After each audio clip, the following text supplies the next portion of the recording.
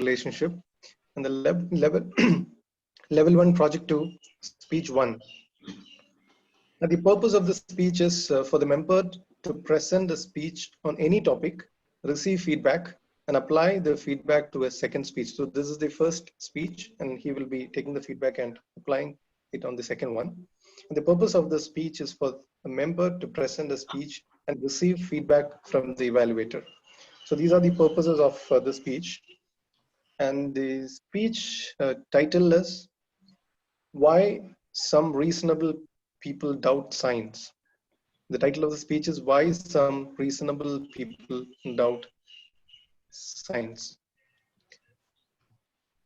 So I'm just kind of introducing the speaker. It's very rarely we get a chance as an evaluator to introduce a speaker, because that when the TMOD himself becomes the speaker, that's the only way, because TMOD cannot introduce himself, right? Okay. So as I said, it's none other than our own Toastmaster James is going to deliver his speech. And if to me, I have known him for the last 1 year in this club. Very interesting character. He has got a lot of ideas, and the way he has completed his Pathways 1, it's something which was a kind of, at a lightning speed, kind of inspiration for everyone. So probably we all would have started together, and when I just completed a level 1, he's completed level 5 and started the second Pathways and almost getting to complete the level 1 of that. So amazing personality, interesting personality. It's always very warm to discuss with him on any topics. Toastmaster James, all the best for your speech, and I'm handing it over to you. Thanks. Thank you, Toastmaster Ragachani, for that very kind words. And my president, fellow Toastmasters, and distinguished guests. Man never went to moon. The earth is really flat. Vaccines? No, it can cause autism. You know what? Drinking hot water can kill the virus in your throat. My fellow Toastmasters, why these comments coming from educated, reasonable people? Have you ever wondered why they doubt science? In 2015, National Geographic magazine, the cover page was War on Science. It is as if everyone is having a fight or war on science and technology, which is actually the foundation of all the comfort, all the life human species is enjoying now. Silly doubts. And that's, my friends, the world is too complicated. Even for our ancestors, even for us, it's too complex. And we live in a fear. The complexities are too much that we can understand it. We can grab it. So that is essentially why the science should help you to understand what is it, how the rains are happening, how you get diseases. So that's where the science comes, right? And how I want to talk to someone in America. How can I make this happen? How I can fly, or why I can't fly, right? The answers to these questions, or answers to our anxieties and fears, can come only from science. But why the reasonable people, the educated people, are doubting it? There are actually reasons for that. I mean, science only has to explain. So what actually, this is because of 4 or 5 reasons. First of all, it's our native beliefs. Naive belief. See, as a typical human, an animal, right? It is easy if I ask you, some of the students, hey, man comes from a common ancestor of a monkey, as for evolution, they will say, yeah, yes, I understand that. But no, a man actually comes from a sea creature, sea animal, a fish. Our ancestor is actually a fish. Oh no, that's a bit difficult to digest. And if you have someone, an old person, okay, maybe a previous generation, Moon revolves around Earth. Yes, yes, yes. That is easy to understand. That's our naive belief. No. We revolves around Sun. No, that is difficult to digest. You know what? That is where science helps you. And you get confused. And actually, we actually jailed a person who tries to prove that Galileo Galilei. He died there. And luckily, after 200 years, somebody claimed that from fish only we all came. We got more scientific and we didn't actually kill him. We accepted that.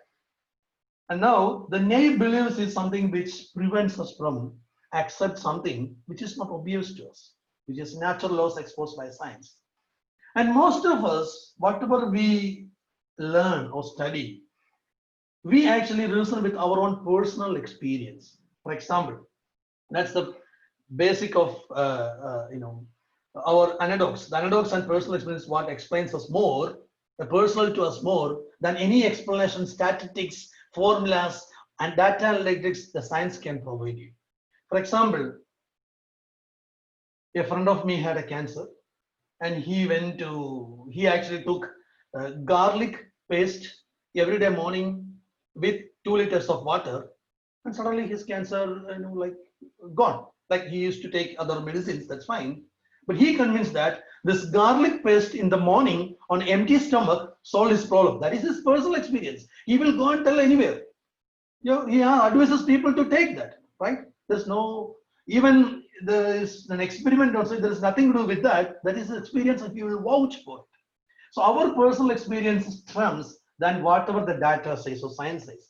And there is another big thing that is the fundamental of blind belief, this which all we can experience, is our brain craves for pattern. We can't accept randomness. So for example, the randomness is the beauty, the random number, randomness, accidents, the beauty of science. And it tries to explain that. Now, the randomness, the problem with randomness is that you wake up in the morning, okay? You wake up the right side of the bed. You went outside, that day was good. Next day morning, you wake up and you put your leg on the right side of the bed. And that day also everything went as per the plan, you're happy. Third day also same.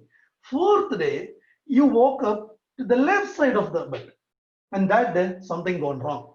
Man, I give you 100%, however educated you are, your brain will tell you, okay, don't take risk.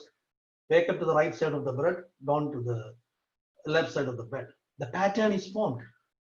However reason you try to do that, you try to, okay, why take risk, man? Just wake to the right side of the bed and your day will be good.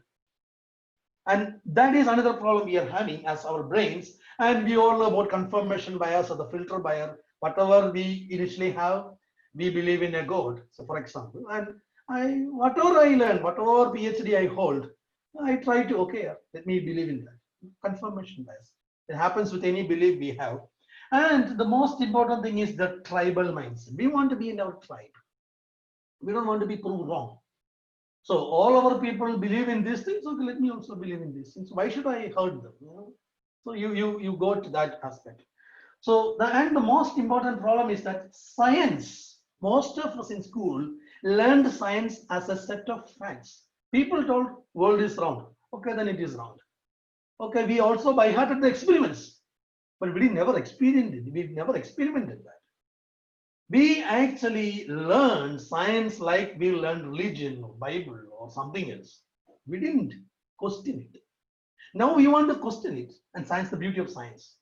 We never learned the method of scientific thinking. We should keep on questions. Then only we need to understand what science is. Science is the method or way of understanding the nature's law. That's the only thing.